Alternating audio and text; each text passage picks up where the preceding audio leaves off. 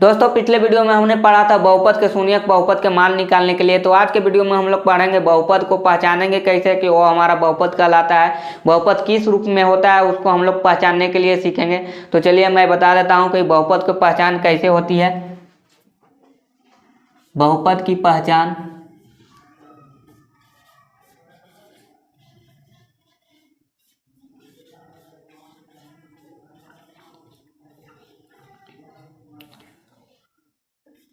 बहुपद को पहचानने के लिए हम लोग क्या करते हैं, हम लोग सबसे पहले बहुपद की घात चेक करते हैं कि जो इक्वेशन दिया गया है px बराबर जो भी दिया गया है x³ माइनस 2x² इस तरह से दिया जाता है। तो उसमें हम लोग घात को चेक करते हैं, यानी पावर को हम लोग चेक करते हैं कि पावर किस रूप में दिया गया है, क्या पावर भिन्न के रूप में है या ऋणात्मक संख्या है या रूट में लिखा हुआ है, किस तरह से लिखा हुआ है उसको हम लोग चेक करते हैं। तो सबसे पहले आप यहाँ पर आप देख सकते हैं, यहाँ पर मैं लिख देता हूँ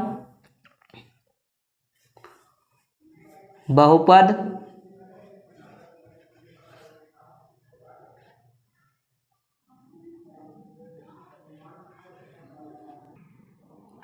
घात।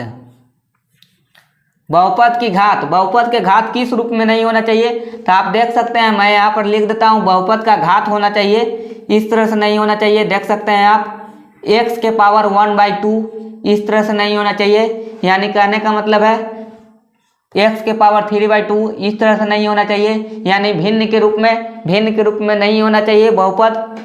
यहाँ पर देख सकते हैं बहुपद का घात जो दिया गया है यहाँ पर भिन्न के रूप में दिया गया है 1/2 3/2। यहाँ पर देख सकते हैं x के पावर 3/2 दिया गया है, तो इस तरह से नहीं होता है। उसके बाद आप देख सकते हैं इस तरह से नहीं हो सकता है, रूट में आपको बहुपद में लिखा नहीं मिलेगा। आपका x जो होता है चर जो होता है, यहाँ पर चर आपका रूट में नहीं लिखा होता है। इस तरह से देख सकते हैं यहाँ रूट वाई, यानी ये दोनों कहने का मतलब ही सेम हो गया है। रूट एक्स यानी कहने का मतलब हो गया कि x के पावर 1/2 दोनों सेम है, लेकिन इस तरह से नहीं होना चाहिए। तीसरा शर्त क्या है हमारा, उसके बाद देख सकते हैं इस तरह से नहीं होना चाहिए 1/x के रूप में, और इस तरह से नहीं होना चाहिए x के पावर -1 यानी नेगेटिव नंबर है। यहाँ पर देख सकते हैं ऋणात्मक संख्या दिया गया है, माइनस में नहीं होना चाहिए। कहने का मतलब है जो बहुपद होता है वो पूर्णांक के रूप में होता है, लेकिन पॉजिटिव नंबर, यानी पॉजिटिव नंबर कहने का मतलब हो गया धनात्मक संख्या होता है। तो यहाँ पर धनात्मक संख्या नहीं है, तो इस तरह से बहुपद नहीं होता है।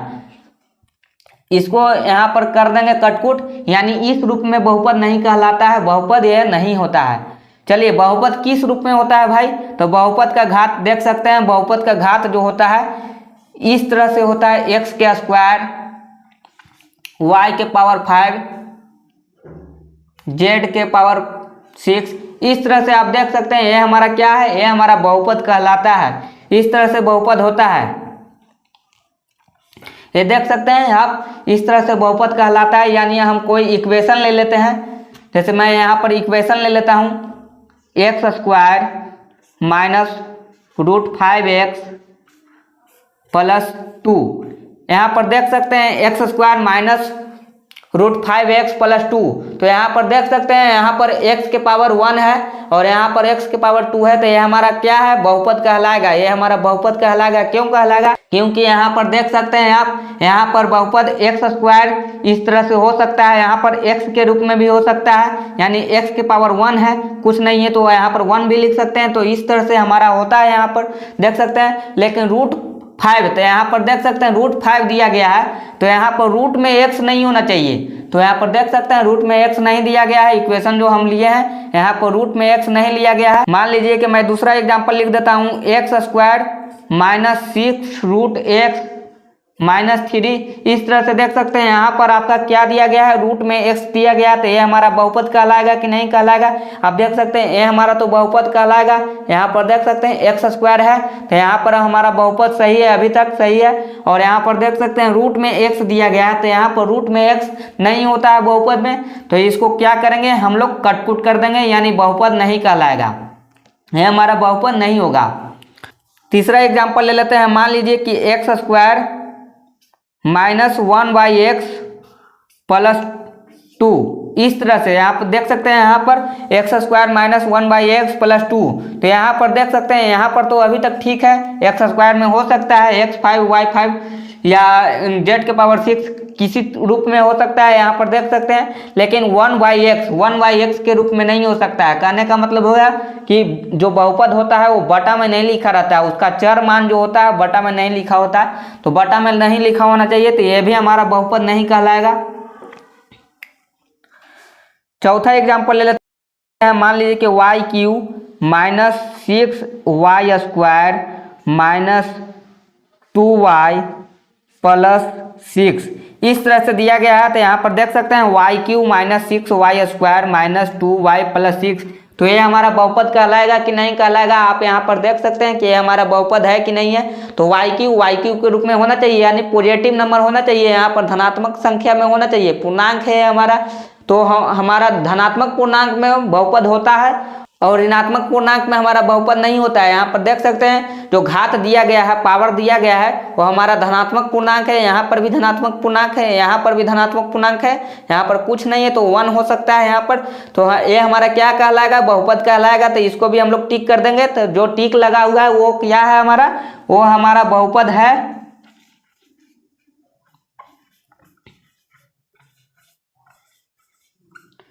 जो टिक नहीं लगा हुआ वो हमारा क्या कहलाएगा, वो हमारा बहुपद नहीं है। इसको हम लिख देते हैं बहुपद नहीं है।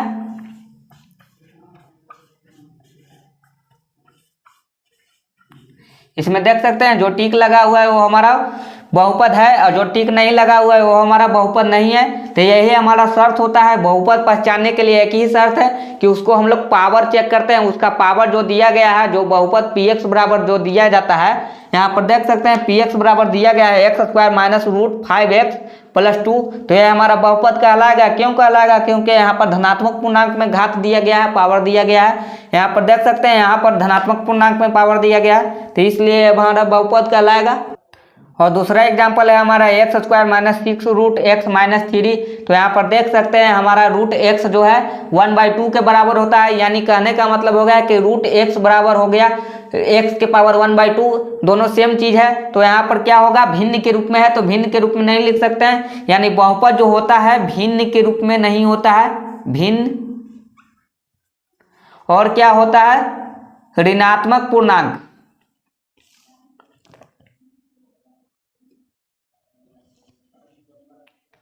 ऋणात्मक पूर्णांक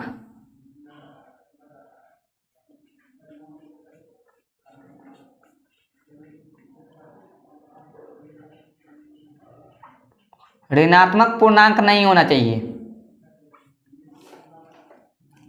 और बहुपद होता है जो हमारा क्या होता है, वो हमारा केवल धनात्मक पूर्णांक होता है।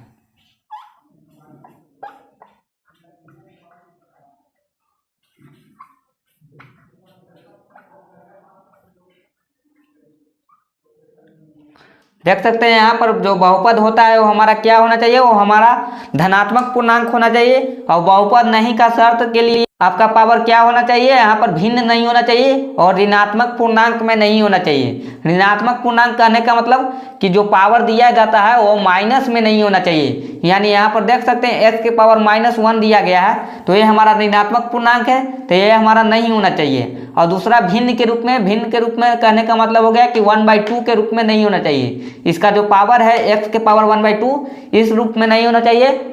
ये दोनों चीज सेम है, यहाँ पर देख सकते हैं ये दोनों चीज सेम है और ये दोनों चीज सेम है। यहाँ पर देख सकते हैं ये दोनों चीज जो दिया गया है मैंने यहाँ पर दिया है, दोनों चीज सेम है। इसको 1/x भी लिख सकते हैं और x के पावर -1 भी लिख सकते हैं, दोनों चीज सेम है।